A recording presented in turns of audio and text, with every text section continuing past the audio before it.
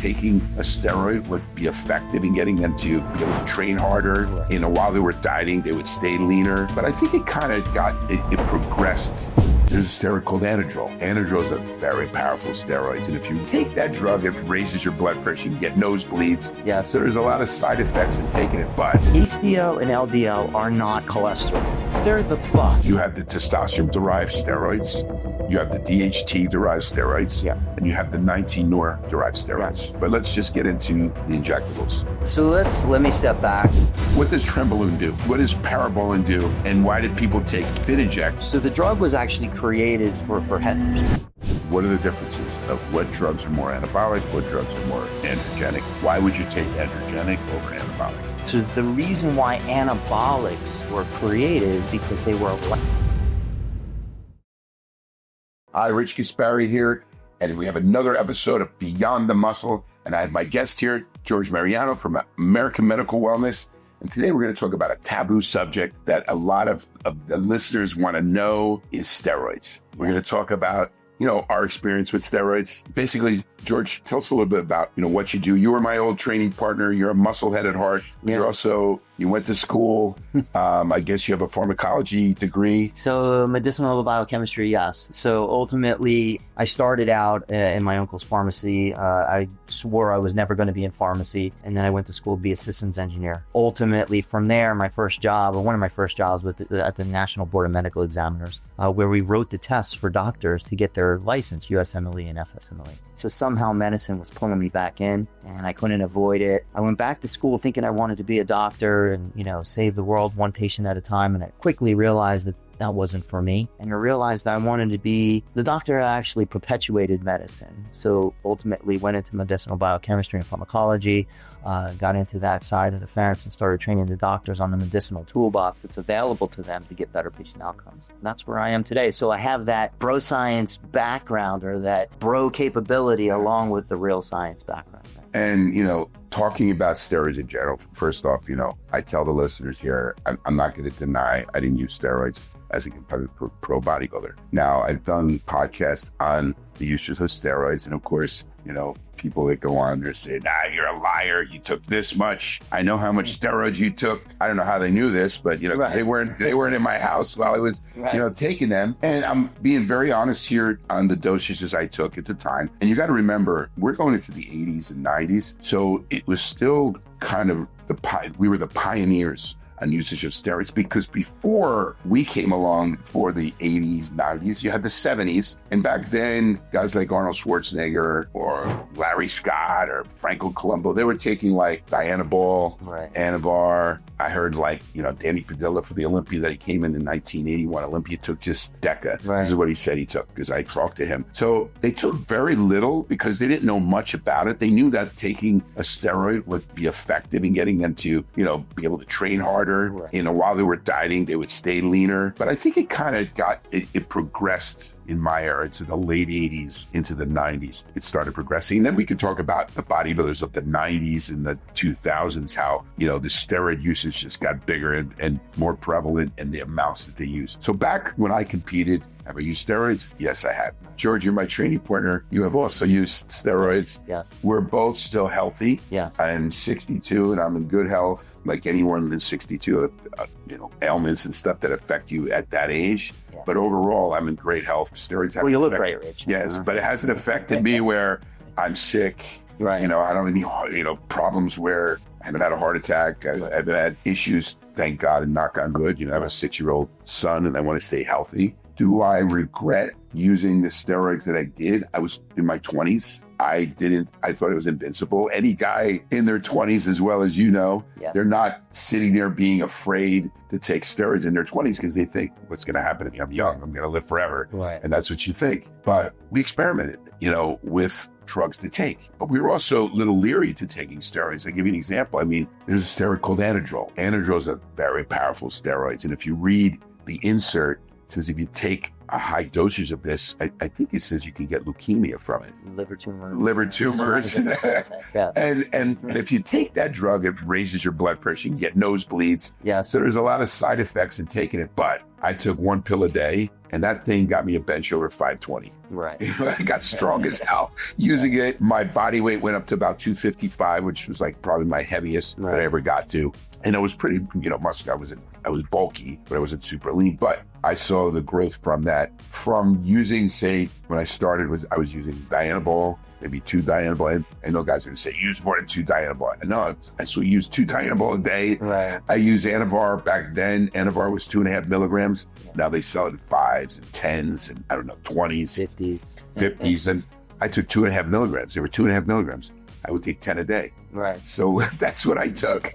And I knew that was my protocol to what I took. Right. So, I'm going to be quite honest here in what I took, but also we want to understand the science because I have you here to understand the science. Steroids are not meant bodybuilders. There was a purpose for steroids. Yes. They were for burn patients. They were for people that were anorexic. Yeah. There's a lot of purposes why steroids were made. I mean, they were actually made back in the 1940s. I know Nazi Germany was giving it to their soldiers to make them stronger. Yeah. They were used in Olympics before they got banned, to help out. So they do enhance athletic performance. It's funny because back in the day when you open up an insert, it would say, this drug does not enhance athletic performance to gain muscle, strength, blah, blah, blah, blah, blah. We looked at it like, get out of here. It's a joke. Yeah. So, George, there's different types of steroids. And, the guys out there, they're going to basically tell me I don't know what the fuck I'm talking about because I'm going to say, oh, they don't know what an androgen or an anabolic is. And there's different types of steroids. And correct me if I'm wrong because you're the scientist more than me. You have the testosterone-derived steroids. Yes. You have the DHT-derived steroids. Yeah. And you have the 19-nor-derived steroids. Right. Those are basically the injectables. Right. Then you do have the orals that are out there. But let's just get into the injectables and what's out there. Let's talk about testosterone.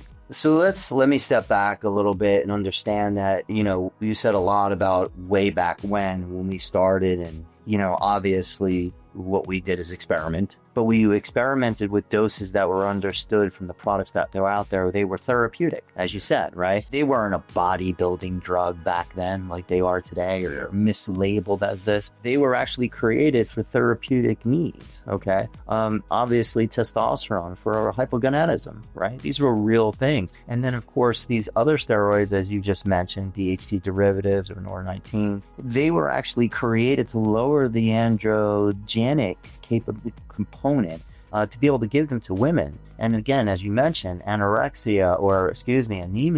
we're talking about osteoporotic, behavioral osteoporosis for women. So, bone health was big. And ultimately, we're also seeing a drug, a DHT derivative called masterone. This was created for women for breast cancer. Really? So, yeah. So again, it was the ability to create... Great steroid, by the way. I used that one. But the point is that they were made from therapeutic dosage and therapeutic need, right? So ultimately, the knowledge that we had back then is we did kind of what was on the label, right? Also, besides for human usage, we did use the steroids that were used for animals. Equipoise. Yes. Winstrol. Right. Winstrol V. Right. But these are all still in the same category. They're used for mammals, not necessary for humans. Right. Right. And the thing is that they were created for, again, being able to beef up livestock. Obviously, if they're going to slaughter, things of that nature, right? Which is obviously what we've seen from TREMBOLONE, which is a product called Afinijet, right? Afinijet was the first. Yes. Well, that was the rudimentary or the first stage of TREMBOLONE that everybody now uses. They use it like it's like nothing. Right, and then the French came up with the Parabone, which is the longer acting, which I used. Right, and I said this on video. It was 76.5 milligrams per vial. Yeah, I would use 1 to 2 vials, and I believe it was 1.5 ml per each vial. Yeah, and I would use 1 to 2 for contest prep. Right. So that's 100 and whatever, 150. That was my max dose. Right. And when you took it, and any guys have taken Tren, you took it. Yeah, because when you take that, when you get Tren, the Tren cough is first of all, you paste it and you actually get this cough. You would get that from Parabone, but the dosages that are used today, let's go now to today. I use this to compete, you use it to compete. Guys are using now TREMBOLONE, these kids in high school and people that just start going to the gym using, say, 100 to 200 milligrams a day of Trembolone, which to me is crazy. When I was taking 150 milligrams a week to 100 a day. So some of these guys are doing Trembolone, say 100 milligrams every day. What does that add up? That's 700 milligrams of Trembolone acetate. And I know they're different because Parabone is a slower acting. A longer acting. Yes. What does Trembolone do? What does Parabone do? And why did people take Finiject, which was for animals to beef them up? Right. So the drug was actually created for heifers. It's a 2,000-pound animal. Yeah. Right. And what they would do is they want them to have as much muscle and beef them up as much as possible 6 weeks before their slaughter. Right. Because obviously we wanted to create bigger cattle, more food supply. So this is what this drug was actually created for, to enhance those heifers that were going to slaughter. But ultimately, it wasn't. We weren't concerned on how long they were going to live because we know they were going to slaughter, right? Yeah. Just got them big. And I believe that the dosage was, I believe, 100 to 200 milligrams for a 2,000-pound animal over a 6-week period. So it's nothing comparable what you see what's taken in humans today. I think again when we start to think about what we did back then as opposed to what we do now, medicine has evolved, but steroids haven't. We haven't had a lot more testing. And not only that, a lot of these steroids have been taken off the market because there's new and better drugs that actually do the same thing therapeutically. However, from a bodybuilding standpoint, as a bro, right, they do work. Performance is enhanced. Ultimately, it's that age-old tale. More is better. Right? So, yeah, Rich, you may have taken 150 milligrams, but if Rich took 150 milligrams, if I take 400 milligrams, I'd be twice as big as Rich. What I think people don't realize is that you had genetics and you were a hyper-responder. So it didn't matter what you took. If you took one, if you took nothing, you're still going to look great. Difference, yeah. So this is where the problem lies in these performance-enhancing medications. Do they work? Of course they work. But do they work the same as every other drug in every individual? No. It's the tale that's told that the people that have better genetics, supposedly they're taking, they look like that because they're taking so much. But really, in essence, those are the people that are taking less because they don't need to take more. You didn't need to take more than 150 milligrams because you saw the response at 150 milligrams. However, what's happening in society today is that everybody believes, these teenagers, that I can be Rich Gaspari. I aspire to be Rich Gaspari, but now I take 150 milligrams. Nothing happens. I'm not Rich Gaspari. Well, maybe if I take 250 milligrams, I could be Rich Gaspari. Yeah. Well, 250 is not. I could take 500 milligrams. It's gonna work. And do you see where the escalation's starting to happen, right? Because everybody wants to be. Listen, I can tell you this, Rich. I wanted to play in the NBA. That's not gonna happen. I could have been the best basketball player, but it was never gonna happen, right? It just didn't have the genetics for it. Yeah. And this is where we're going. It doesn't matter how many drugs you take if you're not responding to them. Performance enhancement, you just don't have the genetics. You said something interesting. Hyper responders. There are people that genetically are gifted that as soon as they take even a little bit, boom, they grow from right. That stimulus is enhanced. And taking, I remember, like I said, taking 2 D-ball a day was 5 milligrams back then. I think it was 5 milligrams. The blue, it's a little football. Little footballs. 2 pills, and it went from benching 225 to 350. Right. Doing that. Now you guys are going to tell me, you lie, I didn't take two pills. And honestly, because we were I guess, like I said, the pioneers to using steroids, we were scared to take more. I was like, I thought I was going to die if I we took didn't the whole know bottle. to take more, right? Because here, I heard it was bro science. Well, what did you use? Well, I used 2 a day. And right. I'll use 2. It's right. And see, this is where it's escalated, right? Because now, again, the guy that didn't get the response from 150 is take 250 to 500. And all of a sudden, he did get the Rich Gaspari response, let's just say. Yeah. And then the next guy that comes in the gym asks, hey, Joe, how much did you take? Oh, well, it took me 500 milligrams. You need to take 500 milligrams. I don't care what Richie says. He's lying. Yeah. So now the next guy, like Joe, is going to take 500 milligrams because he thinks that's what needs to work. And this is where this bro science is escalated, right? Where the therapeutic doses have never been intended at that range, right? So now this polypharmaceutical doses have really caused a lot of the side effects and the deleterious effects that these steroids have caused, right? Which is why you see a lot of the old timers living longer lives, right? I mean, Ed Corney, I think he was like, okay, here's a bodybuilder from the set. I think he was like 88. Yeah.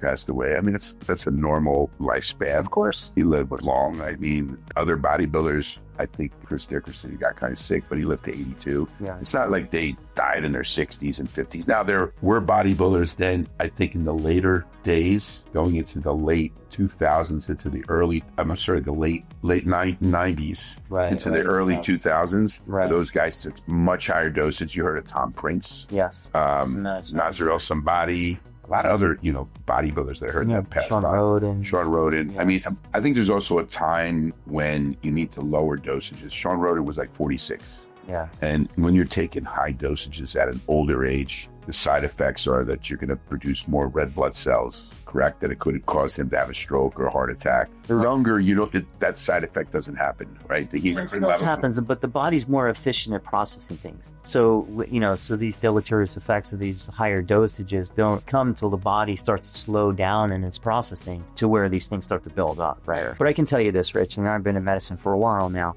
if the disease doesn't kill you, and this goes for any medicine, then the drug will. Ultimately, steroids and performance-enhancing medications, they were created for the simple reason they had to solve a therapeutic problem, right? But ultimately, it's just like any other medicine that we take, any pharmaceutical that we take today. There's no one that's safer more than others. Blood pressure medication, cardiovascular medication, diabetes medication, again, they all have side effects. They all cause deleterious effects, but ultimately, it's in their dosage range, right? So you don't see somebody going, oh, my blood pressure is high, so I'm taking one pill, I'm going to take 5 instead, see if it comes down. Yeah. You don't see people doing that, right? But what you do see is, well, I'm taking 200 milligrams of testosterone, and at the end of the day, I only need 200 pounds. I got to be 240. I got to take 1,000. And you do see that. But obviously, this is where there's a point of no return, right? There's a point where all the good effects start to diminish and the bad effects start to pile up. And you're seeing now, there was the demonization of steroids, after, I guess it was the law that was passed in 1992. It's the Anabolic Steroid Act, it was 1992. That demonized using steroids completely. Right. And then it was just this whole period of, using steroids were really bad. It's funny now, you come fast forward to today, we're into 2025, right, and that many people are using testosterone. It's no longer demonized. We have TRT clinics that are giving testosterone. It's all measured to get you a certain amount so that your body just has enough to keep you at, a normal high level, but not beyond what it should get to. So, I don't know what the normal total testosterone, I guess it's like to 900 total. Yeah. So yeah, the range is vast because what's normal for one person is different. But I believe the range is between 200-300 nanograms per deciliter to even up to 1,100. 1,100. Yeah. So. Yeah, it depends upon the testing facility. And you guys call me like a drug user. I do TRT. I get it from Action George, his clinic, from his doctors. I get blood work done. You could tell my blood work is great. You look fantastic. Yeah, I don't have any cardiac issues. Right. I don't have a high cholesterol. My LDLs are normal. My HDL was a little low. I guess it was 1 point below. It was supposed to be 40, but mine was 39. Right. But overall, I'm in good health. We call it, I don't know if we call it testosterone replacement. I like to call it hormone optimization, right? Because we want to optimize your health. Ultimately, what we know is as we get older, both male and female, males go through andropause the same way females go through menopause. And this is just our bodies signaling that, things are starting to change. Our gonadal system is starting to become a little less efficient, right? And ultimately, there's a lot of side effects that come along with it. With females going through menopause, there's hot sweats, there's body composition changes, there's mood changes, right? And of course, that happens to men too. But because, as you said, in this 1992 Steroid Act, where, testosterone was demonized, right, as a controlled substance where it could be abused. Yeah. However, as you said, fast forward now, where today we're recognizing that you don't have to feel bad anymore. So a lot of these side effects of getting older is because of hormones being diminished. And if we can optimize those hormones, we can make you feel much better and be able to have quality of life for a longer life. Again, it's in a therapeutic dose. that provides the body hormone optimization, optimizing those hormones so the body works efficiently, not polypharmaceutical doses where we're trying to create something over and above what's normally accepted. And that's where we get into, again, the side effects, because the good effects start to diminish where the side effects start to pile up, right? And this is where you see a lot of the cardiac concerns because of some of the side effects that exasperated by the dosage that got. So what are the side effects at high doses? We said about cardiac effects. What does it do to the heart? So it does skew lipid profiles, right? So we do know that in certain therapeutic doses, it actually makes cholesterol levels better, right? But obviously, as you start to escalate those doses, we're starting to see byproduct of cholesterol getting higher. And what's cholesterol? You're talking about LDL levels going up? Okay, so now we need to talk about cholesterol a little bit, right? So cholesterol is a precursor to all hormones in the body. What you'll notice is if your hormones are low and you are going through andropause or have hypogonadism, what you'll actually see is your cholesterol levels being high. And the reason being is because cholesterol is a precursor to all these other steroid hormones. So ultimately, if your steroid hormones are low, what's the body going to do? It's going to elevate those cholesterol levels to actually start to produce more hormones. Now, if you optimize those hormones, obviously those cholesterol levels are going to come down. Let's understand HDL and LDL. HDL and LDL are not cholesterol. They're the bus. Let's just say the bus that cholesterol takes. LDL is the bus that cholesterol takes out to the body to heal the vascularity in the system, right? And it dumps it all over the body. HDL is the bus that cholesterol takes to come back to the liver to get reprocessed. So think about HDL as the garbage collector, right? The bus goes out, picks up everybody and comes, brings them back. Okay, so the more garbage collectors you got, the more cleaning up of the vascular system that you're going to do. The more buses that you have of LDL going out there and dumping these byproducts out there, obviously you're going to clog up the work, right? So now when these cholesterol levels or these buses levels get skewed, right, then we start to see cardiac issues, right? We also see left ventricle hypertrophy, right? Where obviously the heart is starting to enlarge because it's a muscle. So overproduction or overstimulation of anabolic androgenic properties, you're going to see other muscles grow, as in the heart. Now, as that left ventricle, that chamber actually gets bigger, it doesn't pump as effective anymore. So your ejection fraction goes down. Obviously, you can't pump enough blood around to the body, and ultimately, it becomes congestive heart failure, right? So, and these are common side effects. The other side effect is understanding that a lot of these steroids were created for anemia, right? So like nandrolone, right? Nandrolone and equipoise, obviously, which is what we used for bulbinone cyclinate, was used for horses, but it was to increase red blood cell count and the ability for the horse or the human to be able to carry more blood oxygen around the body. So your H&H, your hemoglobin and hematocrit go up, which is a natural effect, which we want to happen. But what happens is when it gets too high, the body gets sluggish, the blood gets thick and cause clotting and also cause heart attack, right? Obviously, pulmonary embolism, stroke, heart attack. So that happens with drugs? You said equipoise? Equipoise, what happens with most of them, but there's most steroids that are actually NOR19 or testosterone derivatives. Yeah. I mean, the guys that do take testosterone, especially older, they're always going to get their blood work to see how much red blood cell count they have or hematocrit levels, because they do elevate. And then they have what they call an oil change that these guys are giving blood. Right.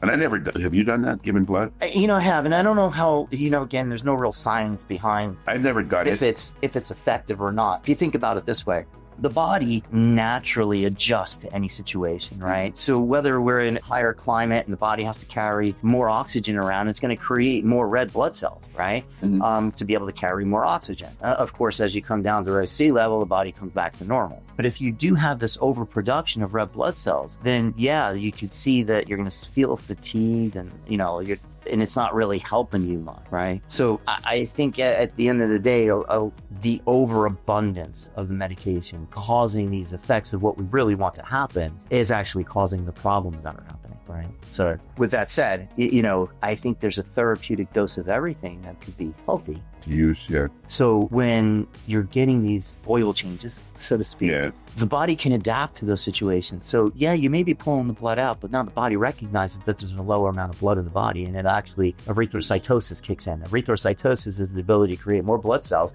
because now it recognizes that the blood volume has dropped. Yeah, it dropped, yeah. So is going and getting therapeutics like that helpful, or is it actually exasperating situation that we already have? So, and then of course there's a disease state which is polycythemia, which actually the body actually creates too much red blood cell. Yeah, yeah. And that's a problem, of course, and you exasperate that by taking anabolic androgenic aids. And then these individuals really need to watch and need to hit therapeutics as often as possible. So again, I'm not real sure the science behind getting therapeutics. So the other side effect of taking too much is your body converts testosterone to DHT, dehydrated testosterone. So then you have a lot of the side effects: hair loss, Yes. acne, prostate enlargement. Yes. These are all side effects. Now, you do want to have some DHT in your body. You don't want to have zero DHT. So, DHT it makes libido possible, that sexual You need drive. DHT, Yes, sex. right. The sexual drive and just the sense of well-being. And does it make you stronger? It is a driving aggression component. Okay. So yes, obviously that's one of the factors. So DHT is necessary. Now, what we understand though is testosterone converts to two hormones, as you said. One is estrogen, one is DHT. We have the most receptors, DHT, in our hair,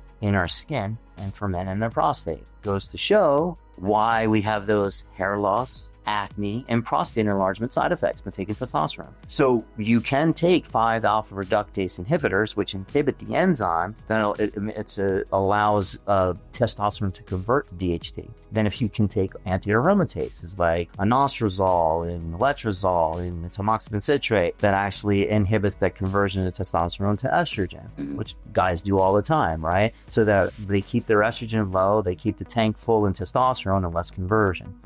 Obviously, this is a practice that's always, are they always necessary? No, but individuals require different pharmacology. So let's talk about anabolic versus androgenic. Yeah. Because everybody talks about, I'm on an anabolic, cycle. So, what are the differences? What drugs are more anabolic? What drugs are more androgenic? Why would you take androgenic over anabolic? So let's go back to what I originally said about why the drugs were created in the first place. So testosterone was the key to everything, right? However, what we recognized from a pharmacy standpoint is that we had to create drugs that women can take also. Case in point, Masterone, right? They gave us... So I never knew Masterone could be used by women. Yes, Masterone, that's out to me, but so it was used for women with breast cancer. And what it did is it lowered estrogen count, right? But what happened is it was too androgenic. So you got those secondary sex characteristics from it. Right. So women were getting a deepening of voice, hair. So they went for Masterone. Clitoral. That's why they took it off, right? So Yeah. they weren't getting the bang for the buck. Now there's other better medicines out there. Like they produce the type 1 and type 2, like tamoxifen citrate, the nostrozoles, the letrozoles, things of that nature, to reduce the conversion of testosterone to estrogen. And in women to lower those estrogen counts that cause the breast cancer in the first place. So there's better drugs out there. That's why those other drugs have been discontinued. So understand that. So the reason why anabolics were created is because they were less androgenic for the purposes of virilization, right? Now, the other reason is obviously performance and also tissue building. Taking case in point, Anavar, right? Or oxandrolone. Oxandrolone was produced, it had less androgenic effects, but more anabolic properties for tissue building, right? Androgens don't really build as much tissue as anabolic properties. What do androgens do? Androgens still did build tissue, but they actually enhance the stimulus of the muscle to actually grow. But it's that stimulus, that secondary sex characteristic that allows the muscle to grow. Anabolics produce more hypertrophic action in the muscle. And it goes in a little bit deeper that, but just understand that you want to limit that androgenic side effect where you get the conversion of DHTs and estrogens, right? So that's one reason why these anabolics were created. But they were created for the simple sense that you wanted to repair and grow this tissue, as in a burn patient, let's just say, or a patient that's anorexic or, has cancer for that matter, can't eat, and cachectic and things of that nature, right? So these are why these medications were created. So another one is the DHT derivatives. Now it's interesting because DHT derivatives do not convert to DHT, and you don't, like males that take a DHT think, well, it's going to increase my DHT, which is going to make me lose more hair, but that doesn't happen. Give us some examples of DHT drugs. Well, we just right. So the Masteron is one. Androlone is another. Stanozol is another. Stanozol. Right. So these are all DHT. Primobolan. These are all different DHT derivatives. Right now, DHT derivative doesn't mean, as you said, DHT. And where's the category trend? Is that's Nora-19, right? That's over with Nandrolone. Deca. So that's the Deca. The phenylpropyl. So there is therapeutic, dosages of Deca or 19 Nor. Of course. It helps with joints. I've used it just to help my joints, joint pain. Yes. Does it help to increase, I don't know, the synovial fluid of the joints? Or yeah, there's no real science or data behind that, but anecdotally we see that, right? Yeah. And I think what it does is there's more of a component of reducing inflammation rather than increasing synovial fluid. But again, from an anabolic to androgenic property, nandrolone is higher or kind of half and half androgenic anabolic. So I'm going to talk about something that people call, when you do too much Deca, you get what's called Deca dick. So you lose, you don't want to take too much Deca because you lose your libido. You can't get yourself to erection. You can't get erections. Yeah. So then they say, you're supposed to take a 2-to-1 ratio of testosterone to a 19 Nor, so you don't have that effect. Well, again, think about that for a second. We discussed, what the need of androgenics, components are, right? Yeah. Secondary sex male characteristics, the hair, facial, the voice deepening, right? Testicular growth, right? Not atrophy, but growth, right? That's how your testicles grow as when you're younger, right? So these are important now. It also converts to DHT and estrogen, right? So this is why androgens are extremely important, right? Now, as you elegantly put, the Deca. Okay. What happens is simply that, you do get HPG or the gonadal suppression. Okay. But now you're also taking a higher anabolic with less androgenic, but you still get the same amount of suppression to the HPG axis, right? Or to that gonadal function, which means that what happens? I have less androgens, I get less libido, I get less of this conversion. That's the reason why it happens. And that's why if you're taking, or they say, again, no real science behind this. Anecdotal. This is pro science. Okay. Why you need to have the testosterone base. Yes. Right? There's all talk about the testosterone base. Yes. Anecdotally, it is correct. Yes. Yeah. So again, as you mentioned, Danny Padilla taking an all Deca cycle from the Olympia. Probably wasn't having sex. No, I mean, it really depends, right? So I mean, everybody's ripped for that show, though. Everybody's an individual. So, and again, that's the other thing where testosterone has some other side effects causing higher estrogen. We didn't know how we limited estrogen at those days, so we understood as having a wetter steroid and a drier steroid. So these are the wetter steroids that we take in the off season to be stronger because our estrogen would come up, and then the drier ones like the DHT derivatives. These are the ones that you're going to take before the show, like the Primobolans and the Anavar, because you don't have as much conversion. So let's talk about that. Like off season, you would use more of the wetter steroids, the drugs that are going to make you get bigger. They're going to make you hold more water. Right. So you would do testosterone, Dianabol. Right. So that's another thing. We talked about the injectables. Where do these pills fall in place? What is Dianabol? Where does that fall? Is it a DHT derivative? Is it a 19 Nor derivative? No. It's a testosterone delivery. It's a testosterone. Yes. But the bottom line is there's different forms of all kinds of drugs, right? Okay. We know there's injectable forms of drugs, there's oral forms of drugs, topical forms of drugs. These are just steroids, and we really need to define that term steroid because it's such a fast. There's anabolic steroids. There's anabolic, androgenic, corticoid. I mean, there's a lot. Anabolic steroids. It's huge. It's like antibiotics, right? Yeah. So you have to realize that they fall into these different categories, right, for a reason, right? So, and I'm sorry, you got to go back onto your question again. Where was I? No, I was saying the different pills. Where are they categorized? You got Anavar. So you have Winstrol pills, Anavar pills, Anadrol, Andriol. There's all different pills. So it's a steroid, right? It's still an androgenic anabolic steroid or a DHT derivative. And they were created different for oral consumption, and they have to do. You could do a daily dosage, keep serum levels stable. But they're toxic on the liver because they were C17 methylated, right? So that they can withstand the liver. It didn't get broken down. So even Anavar is C17 absolutely methylated. Absolutely. So it does cause liver enzymes to increase, even though they say Anavar is a very safe steroid. It still goes through the liver. And also Winstrol pills. Yes, Winstrol. Turinabol. With Turinabol, this is unique. Turinabol there was never any therapeutic reason for Turinabol. For athletes. It was basically created for athletes and athletes. It was used for the East German athletes. Yes. Really anabolic. But it's a dianabol. Think about it this way. Turinabol is a dianabol. That's a clean dianabol. But it doesn't convert. So it's not a wet. It doesn't have as much androgenic effects. Because I hear you get strong from it. Correct. Yes. And you don't hold water from it as much? Because it doesn't convert, right? It doesn't convert to estrogen. It doesn't convert to estrogen. No. And is it androgenic more so or anabolic? Again, every drug has a certain value and there's this scale that I think is a lot of bro science because I don't really see the uniqueness of the scale, but of how much something's androgenic to as opposed to how much something's anabolic, right? Mm-hmm. And if there's these ratios. So now every drug or every steroid, anabolic, androgenic, has a little bit of both. Yeah. How that ratio is. Some higher than others. Yeah, they have a little bit of both. Yes. And I had a lot of listeners saying, I don't know nothing. There's the difference between an anabolic and an androgenic. Right. They all have both. Yes. Some have more than others. Yes. Some are more androgenic. Some are more anabolic.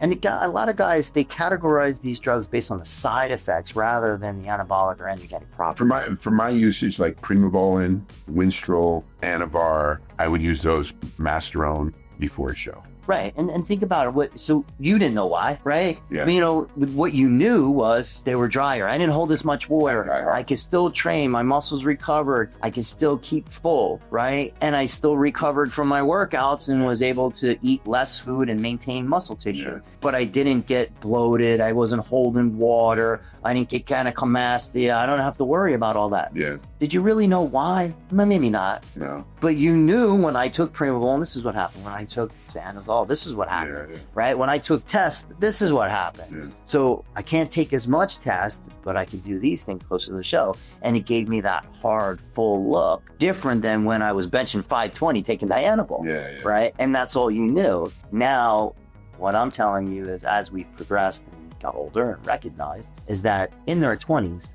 anecdotally, we did things because they worked. Yeah. However, now science is caught up, recognizing why these things worked.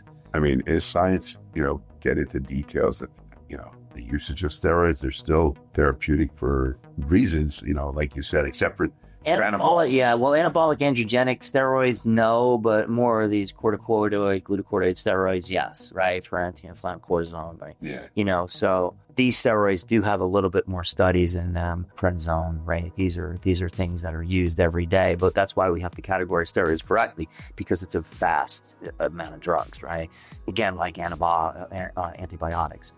Steroids could be catabolic or they could be anabolic, right? So, I mean, steroids have not really, throughout these years, going back to 40 years ago to today, let's fast forward today, you really haven't changed much. There's still the same. There's not a lot of studies on it. No, there's not a lot of studies, and it's still basically, there's not much. You don't see any new ones. No, that's another thing. There is no new steroids. I mean, there's some weird testosterones that they're coming out with. Hex testosterone. Maybe esters, right? Different lengths of time. Like, in other words, the molecule that's attached to the ester molecule that's attached to the testosterone that allows it to break down in the body over a certain period of time. Yeah. So you see these really long-acting testosterones where you can do an injection once a month. And then the esterase that breaks down this molecule makes a slower release in the body. So you have let's go through it. You have propionate, which is the smallest molecular weight, right? Much faster because that esterase breaks down that molecule, the propionate faster because it's a lighter. Yeah, suspension, which is even faster. Or suspension doesn't have any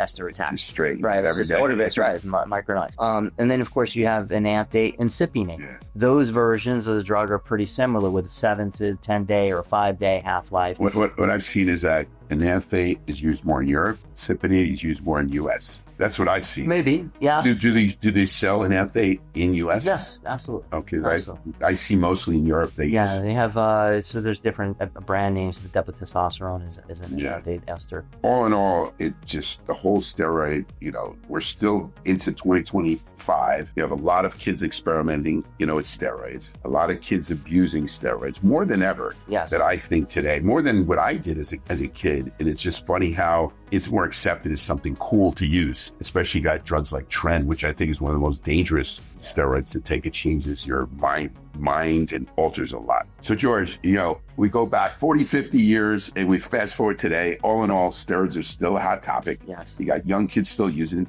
Yes. And let's see where it goes in the future. I have there's a lot of other things out there. We talk other podcasts, peptides and other alternatives to steroids, but I still think they're still going to use these steroids. Because they work, yeah, right? And we just have to understand that because they work and because this is what we know, and pharmacy hasn't really changed that much, this is what's accepted, and it's becoming more and more accepted. I'm just going to finish with one last thing. Is that when we were younger, we went to the gym, and the first thing we did is we knew we had to go get our protein, right? We had to get our protein so that I got all my protein in when I trained, right? And ultimately now we still see the same thing. However, the mindset has changed, right? It's, I don't need my protein before I go train. Now I need my steroids. Yeah. Here's another thing. If you want to take testosterone, do it safely. Go to a clinic. American Medical Wellness. You guys prescribe testosterone with a doctor. Yes. You have to get blood work. Yes. You have to come in person. You can't be male testosterone. You have to come in. I know that because I go to your clinic. Yes. 2-3 times a year. So I have to get checked by your doctor. Yes. I get my blood work. So if you want to take testosterone, do it safely. I'm taking it safely, but I check my blood to make sure all my levels are normal. And that's what I can say about, if you want to use testosterone, it's not demonized any longer. True. But it is still being abused by young kids. Absolutely. Until our next episode, make sure you like the video and subscribe.